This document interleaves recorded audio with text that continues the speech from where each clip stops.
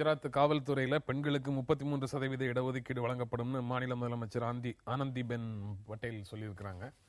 அதுக்கப்புறம் அமெரிக்கால விரைவில் பெண் ஒருவர் அதிபராக தேர்ந்தெடுக்கப்படுவார் அப்படின்னு மிஷேல் ஒபாமாவும் நம்பிக்கை தெரிவிச்சிருக்கிறாங்க. இந்த இரண்டு செய்திகளையும் பார்க்கும்போது பெண்கள் முக்கியமான இடங்களுக்கு வந்துட்டா அவர்களுக்கான அதிகாரம் அவர்களுக்கு கிடைச்சிருச்சுன்னா அனைத்து பெண்களுக்கும் எல்லாம் கிடைச்சிருமா அப்படிங்கிறதும், இந்த மாதிரியான அடையாள அரசியலை முன்னிலைப்படுத்தி அரசியல் செய்பவர்கள் எதற்காக அதை செய்யறாங்க அப்படிங்கிற கேள்வியும் வருது. அந்த விவாதத்துக்குள்ள போறதுக்கு முன்னால இன்றைய நாளிதழ்களில் இந்த செய்திகள் எப்படி வந்திருக்குங்கிறத பார்த்துட்டு போகலாம்.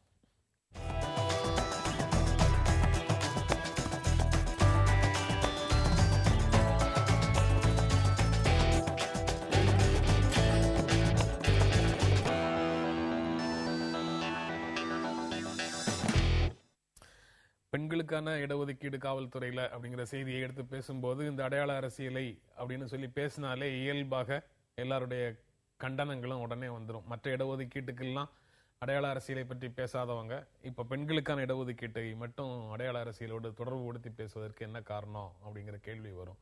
நீங்க எப்படி பாக்குறீங்க? அந்த அடையாள அரசியலா இல்லையான்னு அந்த மாதிரியான பாலிட்டிக்ஸ்குள்ள போக விரும்பல. அவசியமா இல்லையா அப்படிங்கிற அடிப்படை கேள்விதான். அவசியம்ங்கிறது தான் பதில். அப்போ அந்த காவல்துறையிலேருந்து ஆனந்திபென் ஆரம்பிக்கிறாருங்கிறது ஒரு வரவேற்கத்தக்க ஒரு விஷயம். ஏதோ ஒன்றில் ஒரு 33% ஆரம்பிக்கணுங்கிறது தான். அது காவல்துறையிலேருந்து ஆரம்பிக்கிறார் அப்படின்னா அது வரவேற்கத்தக்க விஷயம். இங்கே பெண்கள் காவல் நிலையம் அது இது எல்லாம் தமிழ்நாட்டில் அம்மா ஆரம்பித்தாங்க. பட் இந்த மாதிரியான 33% சொல்லி ஆரம்பிக்கிறதுங்கிறது ஒரு முக்கியமான ஒரு அடுத்த ஸ்டெப். அதை தமிழ்நாட்டையும் இவங்க அமல்படுத்தினா நல்லா இருக்கும்னு நான் நினைக்கிறேன். தமிழ்நாட்டிலையும் இதை அமல்படுத்தினா நல்லா இருக்கும் அப்படிங்கிறத நீங்க எப்படி பாக்குறீங்க, வரவேற்கிறீங்க? இதில் ஒரு பார்வை இருக்கு. மாதர் தம்மை இழிவு செய்யும் மடமையை கொளுத்துவோம், ஆனால் ஒரு மாதரை மட்டும் தேர்ந்தெடுத்து விட்டால் எல்லா மாதரின் இழிவுகளும் அகன்றுவிடும் என்கின்ற மடமையை சேர்த்து கொளுத்த வேண்டியிருக்கிறது. இது மாதிரியான மாயைகளை கொடுத்து மக்களை மயக்கிவிடக்கூடாது. குஜராத்தில் 33 விழுக்காடு பெண்களுக்கு காவல்துறையில இடம் என்று சொல்லியிருப்பது எப்படிப்பட்ட விளைவுகளை தரப்போகிறது என்பதை நம்ம பார்ப்போம். பெண்களுக்கு முன்னேற்றங்கள் பங்கேற்க உரிமை இருக்கிறது, அனைத்து வளர்ச்சித்துறைகளிலும் பங்கேற்க உரிமை இருக்கிறது என்பதில் யாருக்கும் மாற்று கருத்து இல்லை.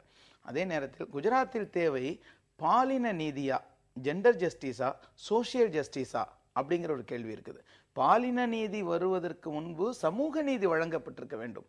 குஜராத்தில் தென் மாவட்டங்களில் கலவரங்கள் நடக்கும் பொழுது தந்த அறிக்கையில் என்ன சொல்றாருன்னா, அங்கே ஒடுக்கப்பட்ட சாதியை சேர்ந்த யாருமே காவல்துறையில் இல்லாது போனதுனால்தான் பாதிப்பு அதிகமாக ஒடுக்கப்பட்ட மக்களுக்கு, தலித் மக்களுக்கு நேர்ந்தது என்று சொன்னார்கள். அதுபோல குஜராத் காவல்துறையில சிறுபான்மை மக்களுக்கு இத்தனை ஒதுக்கீடை நான் தரப்போகிறேன் என்று சொல்வது நடந்து முடிந்திருக்கின்ற அவலங்களுக்கு ஒரு சிறிய ஆறுதல் வார்த்தையாக இருந்திருக்கும். அங்கே பெண்களுக்கு எதிரான கொடுமைகள், இங்கே அனைத்து மகளிர் காவல் நிலையம் வந்தது. பெண்களுக்கு எதிரான குற்றங்கள் முடிந்துவிட இப்போது கூட நேற்று ராயப்பேட்டையில் பட்டப்பகலில் வீட்டில் இருந்த மெஹரு நிஷா என்ற பெண்மணி புதுக்கல்லூரி பேராசிரியர் அத்தை பட்டப்பகலில் கொலை செய்யப்பட்டிருக்கிறாங்க. மகாத்மா காந்தி பட்டப்பகலில் நள்ளிரவில் நகை அணிந்து கொண்டு ஒரு பெண் நாட்டில் நடமாடக்கூடிய நாள் தான் இந்த நாட்டின் விடுதலை என்று சொன்னார். வீட்டுக்குள்ள இருந்த பெண்ணை கொலை செய்து நகையை கொள்ளையடிக்கிறார்கள் என்ற செய்தியை பார்க்கின்றோம். இதுவெல்லாம் உண்மையான பிரச்சனையை, அதனுடைய காரணங்களை விட்டுவிட்டு அதனுடைய மேலோட்டமான ஒரு தீர்வுகளை தருவதன் மூலம் மாறிவிடாது. பெண்களுக்கு இந்த நாட்டில் பிரச்சனை இருக்குது. நாளுக்கு நாள் அவர்கள் மீதான வன்முறைகள் கூடி வருகின்றன. அதற்கு இது போன்று தீர்வாகி விடாது. சமூக நீதியிலிருந்து அதை தொடங்க வேண்டும் என்பதுதான் எங்களுடைய. அதை பற்றி நம்ம பேசலாம், இது தீர்வாகுமா ஆகாதா அப்படின்னு.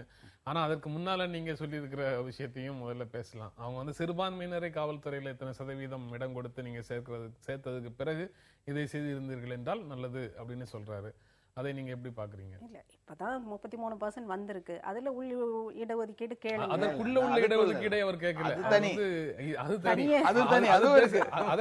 அந்த கோரிக்கை வைக்கிறதுக்கு நிறைய இயக்கங்கள் இருக்கு.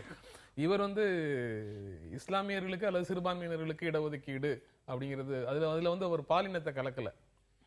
அதாவது ரிலீஜியஸ் ரீதியா நம்ம இடஒதுக்கீடுன்னு கொடுக்க ஆரம்பிச்சோம்னா இந்தியால மிகப்பெரிய பிரச்சனைகள் வரும். இவங்க மாத்திரம் சிறுபான்மையினர் பின்தங்கிய பகுதி நீங்க இஸ்லாமியர்கள்னு சொன்னதுனால நான் இல்ல சச்சார் குழுவோ ரங்கநாத் மிஸ்ரா குழுவோ பிற்படுத்தப்பட்ட நிலையில் இருக்கின்ற இஸ்லாமியர்கள் அப்படின்னு தான் சொல்லி இருக்குது. நீங்க அந்த குறியீடை பார்த்து கொடுங்க. இன்றைக்கு பிற்படுத்தப்பட்ட நிலையில இருக்கிற அப்படின்னு சொன்னா பரவாயில்ல. பிற்படுத்தப்பட்ட இஸ்லாமியர்கள்னு சொல்லும்போது அது ரிலிஜன் கலர் அதுல வருது. நீங்க எல்லா பிற்படுத்தப்பட்ட எல்லா மதத்தை சேர்ந்த மக்களும் இடஒதுக்கீடு என்பதே மத அடிப்படையில தான் இருக்குது. ஒடுக்கப்பட்டவர்கள் எஸ்சி எஸ்டி என்றாலும் அவர்களாம் அரசியல் சாசனப்படி யார்? இந்துக்கள்.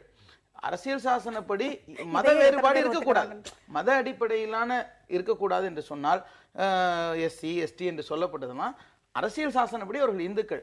அவர்களுக்கு தரக்கூடிய அத்தனை உரிமைகளும் பிற மதத்தினருக்கும் தரப்படணும்னு தானே கோரிக்கை வைக்கிறார்கள். அது அரசியல் சாசனப்படி சரியான ஒன்று தானே. அதாவது எசென்ஷியல் சர்வீசஸ்ல நம்ம இந்த மாதிரியான இடஒதுக்கீடுகளை கேட்டு அதை இவங்க தான் எங்களுக்கு செய்வாங்க, எங்க ரிலிஜனை சேர்ந்தவங்க இல்ல பிற்படுத்தப்பட்ட இதுல இருந்து வர்றவங்க தான் எங்களுக்கு செய்வாங்கங்கிற அந்த அடிப்படை நியாயமே ரொம்ப தவறான ஒரு பார்வைங்கிறது தான் நான் பார்க்க. இப்ப என்னுடைய இதை சேர்ந்தவர் முதல்வரா வந்தா தான் எனக்கு செய்வார் அப்படின்னா ஒவ்வொருத்தருக்கும் ஒவ்வொரு முதல்வர் நம்ம கொண்டு வரலாம் இல்ல.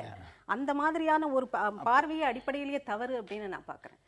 இந்த இதுல இருந்து வந்தா தான் எங்களுக்கான செய்வாங்க அப்படிங்கறதெல்லாம் நம்ம சொல்ல முடியாது. 33% இடஒதுக்கீடுல நீங்க அந்த உங்க இதை சேர்ந்த மக்களும் வரணும் அப்படிங்கிற அளவோட நம்ம பார்க்கணுமே தவிர அதுல எங்களுக்கு இந்த ரிலிஜன் பேஸ்டு பிற்படுத்தப்பட்ட மக்கள்ல இருந்து கொண்டு வாங்கங்கிறதெல்லாம் அடுத்த நிலை. முதல்ல வந்திருக்கிறத நம்ம வரவேற்கிறோம். அதுல நான் மாறுபடுறேன்.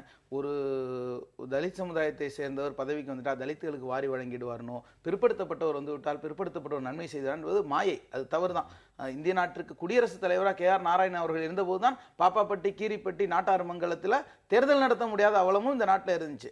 அதுபோல அப்துல் கலாம் அவர்கள் குடியரசுத் தலைவராக இருந்தபோதுதான் குஜராத்தின் அனைத்து அவலங்களும் நடந்து முடிந்தன. ஆகவே அப்படி சம்பந்தப்படுத்த வேண்டியதில்லை. இன்னும் சொல்ல போனால் சம்பந்தப்படுத்த வேண்டியதில்லைன்னு நீங்க சொல்றது எவ்வளவு தூரம் உண்மை இருக்கோ, இதையெல்லாம் காரணமாக வச்சுட்டு அவர்கள் எல்லாரும் உயர் பதவிகளுக்கு வர வேண்டிய அவசியம் இல்லைன்னு சொல்லி புறந்தள்ளிட முடியுமா? இல்லை, அவர்கள் எல்லாம் வர வேண்டும், அது நியாயமானது.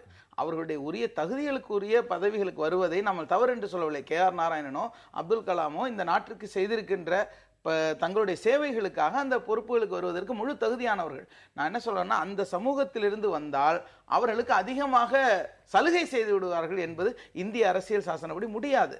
என்ன சொல்ல வரோம்னா, மற்றவர்களுக்கு தரப்படக்கூடிய நீதியை போல இவர்களுக்கும் கொடுங்கள். அவர்கள் சிறுபான்மையினருக்கு நன்மை செய்வார்கள் என்பதனால் கொடுங்கள் என்று சொல்லவில்லை.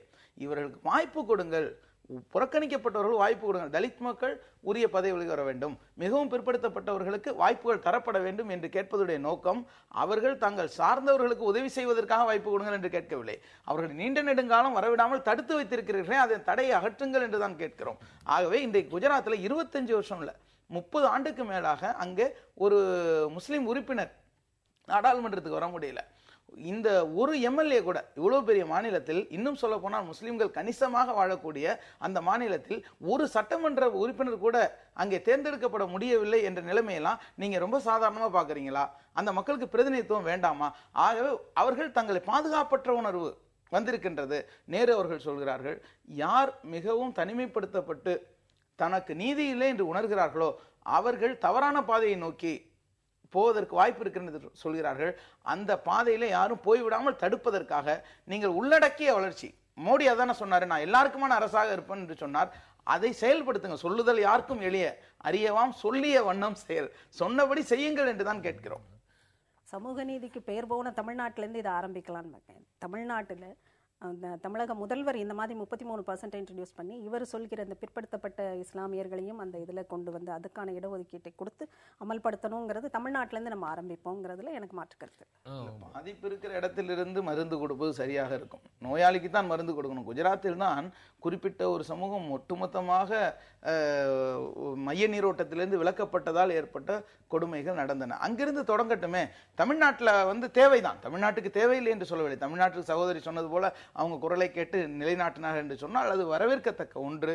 ஆனால் இது அங்கிருந்து தொடங்கப்பட வேண்டிய ஒன்றாக இருக்கிறது. நம்ம தொடர்ந்து பேசலாம் ஒரு இடைவேளைக்கு பிறகு.